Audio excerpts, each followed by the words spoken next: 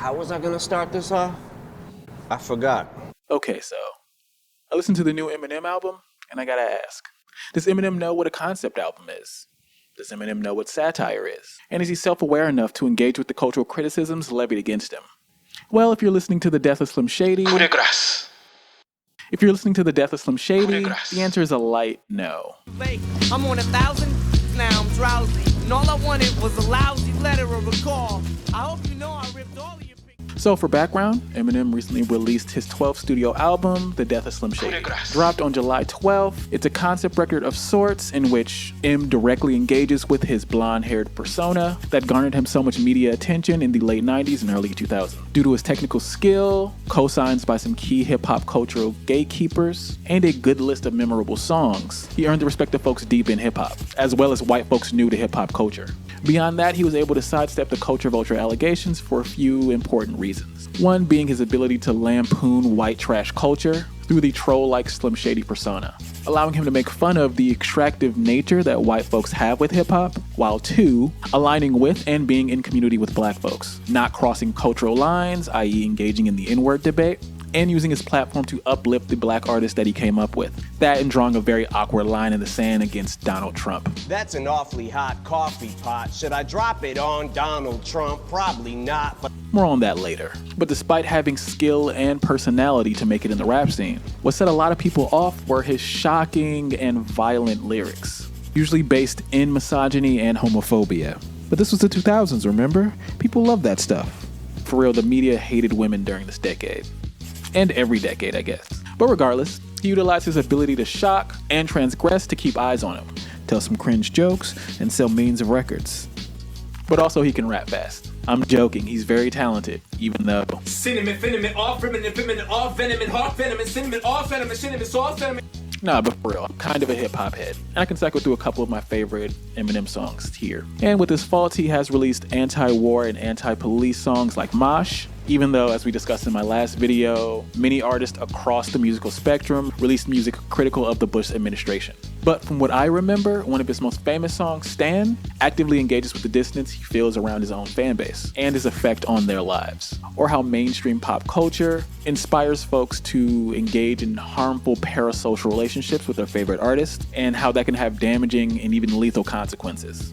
I feel like that's enough background for folks, but I don't know. I kind of stopped listening to him around 2005. And from what I heard, the later half of that decade was kind of rough on him, culminating in a few overdoses and battling addiction. That, and to an extent, his music just kept getting progressively worse. Just lose it. Go crazy. And I was getting older. Anyways, we hit the 2010s, and Eminem plagued us with a series of mid-releases. And at this point, it became easier to dunk on him due to his lack of self-awareness, along with the growing racism within his white fan base. And honestly, at this time, there was a new guard of younger hip-hop artists that were continuing to expand the genre both sonically and aesthetically. And with that, a great new artist who embraced soul, funk, jazz, and the R&B roots of hip-hop that were now available for the youth to listen to and support. So, younger hip-hop fans were rightfully asking, Eminem has said a lot of violent things about his baby mama and his mother. Why is he still around? And all of that brings us to The Death of Slim Shady, which is a concept album, so let's briefly discuss what that means.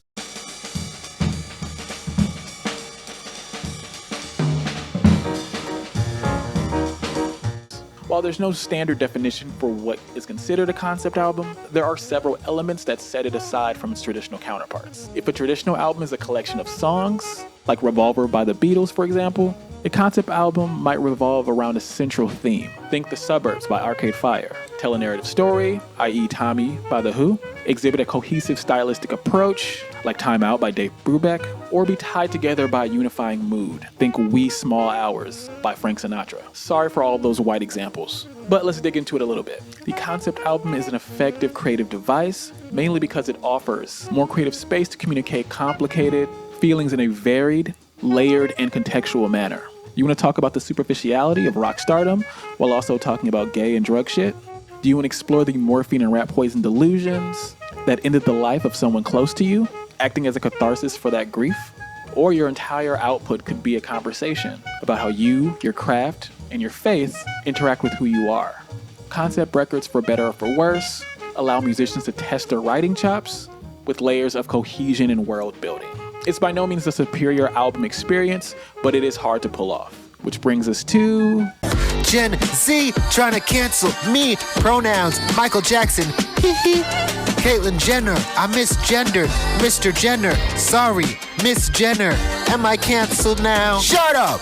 I said boobies. Hope I didn't offend the feminists. It's not me, it's Slim Shady. You're all babies, and I'm 50. Yeah. I hate blind people. What? I hate deaf people. You can't say that. Yeah, people in wheelchairs, get up and walk away. Is that bad enough for you, Gen Z? What's that? I'm old enough to be your dad and this is cringy? Nah, you're just trying to cancel me. Gen X, rise up. Caitlyn Jenner, is it she, her? I wanna be her. What? Never mind. Blue-haired liberals are scared, 'cause I dared to say the unthinkable. You can't cancel Slim Shady. Ha ha ha ha. So the concept of this album revolves around Marshall being abducted by his younger, edgy persona, Slim Shady, a tongue-in-cheek surrogate and plot device for him to interact with how much he's changed, as well as directly engage with who he used to be. But we'll get more into that later. Narratively, it starts off with the critique of how inflammatory and hypercritical online rap discourse is, while contrasting that with how fragile he believes young people are. Anyway, Eminem is abducted by Slim Shady. The edgy persona spends the next 12 tracks, I think, going on ableist and inflammatory tirades against folks with intellectual disabilities, feminists who've called him out for his violent lyrics against women, multiple transphobic remarks aimed at Caitlyn Jenner, mainly because transphobes think that she's the only trans woman. Anger and rage around pronouns, bellyaching about liberal snowflakes, Christopher Reeve, although he's been dead for about almost 20 years now. But don't worry, it's explained later. Fat people, disabled people, all culminating in a song called Guilty Conscience 2, which is a sequel to the song that actually got me into listening to Eminem, but that's beside the point. Narratively here, we get the two actively having a conversation, or a dialogue, in which Shady's actions have successfully gotten Eminem canceled, and the provocative and transgressive language Shady has been using so far on the record is sort of challenged. Em admits that the aforementioned Christopher Reeve song was pulled from a prior album due to Christopher Reeve's death in 2004. That, and I guess it's revealed that the Slim Shady persona is a coping mechanism of sorts, used to mask years of trauma, a way to lash out and return some of the ugliness put onto Eminem growing up. But however, this persona and ugliness eventually led to him falling into addiction and led to some failings of him as a father. Anyway, the two of them get into a scuffle, ending with Eminem shooting Slim Shady. And with that, the overarching narrative of the record kind of just ends with Eminem waking up and saying that it was all a dream. But there's still 5 or so songs left. We get a couple of songs about his kids and the regrets that he has, which are fine. Bad One, a song where he takes some responsibility for the new wave of corny white rappers, but has more smoke for Candace Owens for abandoning her own race, which is whatever, but if we're being fair here, a lot of Eminem's fans weaponize him in hip-hop conversations and use his success to denigrate black hip-hop artists, but it's whatever. I'll get more into that in a second. Then we get Toby, which is, I think, probably the only song I really liked from this LP, and that's it. Fuck you trying to do? Get us canceled. Hey yo, fuck blind people. What? And deaf people suck. Stop. So this wasn't very good, but probably the most cohesive thing he's done in a while. It's also weird for this to be a concept album in which the concept part of the album stops 2/3 of the way through the record. And I like the idea of a younger, more reckless version of yourself escaping in an effort to sabotage your personal growth. That's like a super interesting concept. The execution here just falls flat. The pure meat and to an extent bones of the project is just Eminem saying a bunch of stuff that you'd be embarrassed to say in public. And if this is truly how you feel in regards to the transphobia and ableism and general crustiness of the lyrics, then congrats, I guess. You're just a South Park fan. There's so much to say about the lack of sincerity here. Like, is it satire? What is it satirizing? This is... God damn it. It's pretty good satire. In the way that it's hard to believe that it's satire. I think it's lampshading. I don't think it's satire. I think it's lampshading. But it's... To quote Nigel St. Tufnell, it's a fine line between clever and stupid. It's a fine line between lampshading and satire. I would agree here and say that it's closer to lampshading. Lampshading refers to the purposefully calling attention to cliche, illogical, or contrived elements, often in character dialogue, meaning that the text, and in this case the record itself, calls attention to how ridiculous and outwardly offensive a lot of Shady's words and actions are, as a way to keep us from questioning why these things are being said without any pushback from the person who wrote them. And you may think, what's the problem with that? Well, it relies on the listener to automatically assume that these statements are insincere. You know, in the year of 2024, a time where transphobia is a very real and legislative threat for so many trans people in the United States. A year in which Black and brown trans women are unalived at very alarming rates. But it's just jokes, right? It's not like there are actual Eminem clones that are making millions of dollars spreading anti-trans misinformation, fueling hate crimes against queer folks in the name of MAGA rap. And let's dig more into that for a second. M seems to have a lot of time to rebuke Candace Owens, who, yes, pushes anti-Black rhetoric for profit. And even though he drew a line in the sand, This is for Colin. Ball up a fist. And keep that shit balled, like Donald the bitch. to say that he's not down with the MAGA shit. His racist-ass fans who laud him as the GOAT and oppose woke ideology probably agree with a lot of Shady's gripes on this record. And without any actual meaningful pushback from Eminem himself, it sounds like he's in lockstep with the Republican-heavy anti-woke movement. Shocking for shock's sake doesn't really mean much when, as M exists within certain pockets of the hip-hop community now, the context of his whiteness is weaponized against many Black hip-hop fans, in a genre created by and sustained by Black artists. I'm not saying that he's purposefully playing into the hands of reactionaries, but a lot like I said in my last vid, it has something to do with where he is in his life, who's criticizing him, and how folks with privilege view power structures and accountability. So let's have a cringe-heavy conversation about that real quick. I've got a message for Gen Z. I think we should start a Gen X mafia. This message is for Gen X and the millennials.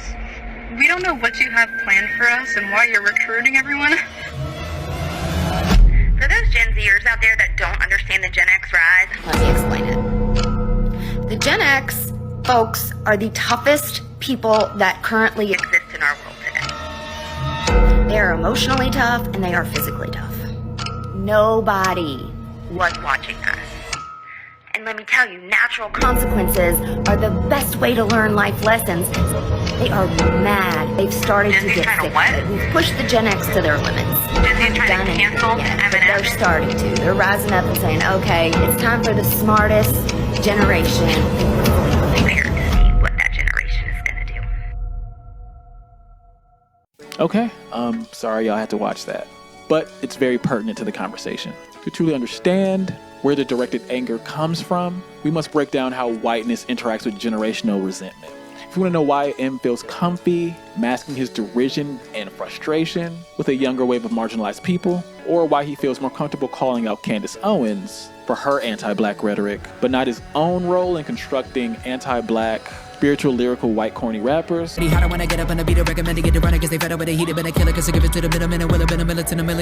take a look into how he grew up, what his generation deemed normal, and how that shapes his social outlook.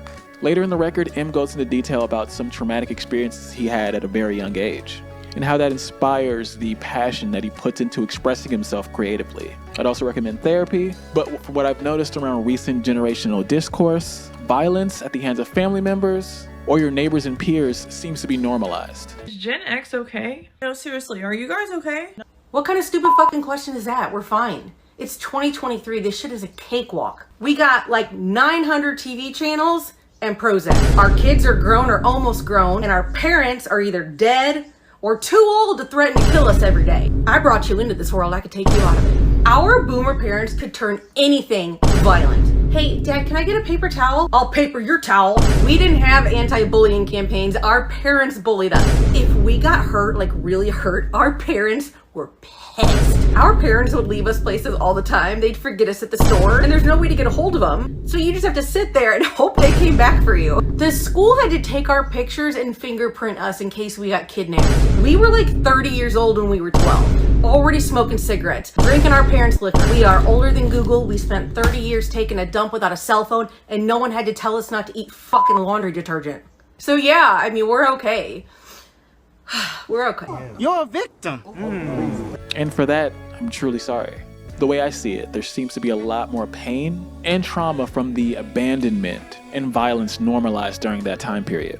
And while future generations are prioritizing mental health, boundaries, and building communities that hold each other accountable for harm, and ostracizing those who transgress these new social standards, in my opinion, Gen Xers are kind of like, where's my hug at? Not saying that they are looking to be coddled, but more or less saying that they weren't taken care of emotionally, so why should we have that privilege? Which is where whiteness comes in. And I don't mean white individuals, I mean the concept of whiteness. Whiteness and white racialized identity refer to the way that white people, their customs, culture, and beliefs operate as a standard by which all other groups are compared. Whiteness is also at the core of understanding race in America. Whiteness and the normalization of white racial identity throughout America's history have created a culture where non-white persons are seen as inferior or abnormal. The white dominant culture also operates as a social mechanism that grants advantages to white people, since they can navigate society by feeling normal and being viewed as normal. Persons who identify as white rarely have to think about their racial identity because they live within a culture where whiteness has been normalized. So for me, this peeks into why the only trans person mentioned within the record is Caitlyn Jenner. The only trans person that exists to them theoretically is a white trans person. And gender variance exists in this context not only as something that deviates from the norm, in regards that it's something that these new, annoying young white people are doing. It's also something that only exists in that specific white lens. Even though, in reality, if you watch the news, it's the gender variant black and brown people that are constantly at risk, both on a governmental level and in public spaces. The very idea that misogyny, attacks on queer individuals, and racism are connected will not really occur to them because they're seeing these issues through an individualistic white lens. And as we also discussed here, the cause for more space to be made by a diverse coalition of people is seen as censorship or authoritarian rule, while also, contradictorily enough, is coming from the weak. And that's how we get grown-ass men threatening folks in their 20s for no reason. Like, Gen Z doesn't really care about y'all. What the fuck is wrong with you? Gen Z doesn't listen to Eminem's music because he's 50 plus years old and they have nothing in common with him. So it sucks to see a really talented MC with a solid sense of humor toy with the idea of sincerity and self-awareness, only to spend most of this album punching down on folks who don't listen to his music in the first place. It's weird behavior. Like, who is this for? Middle-aged men who are mad at children for having different ideas than them?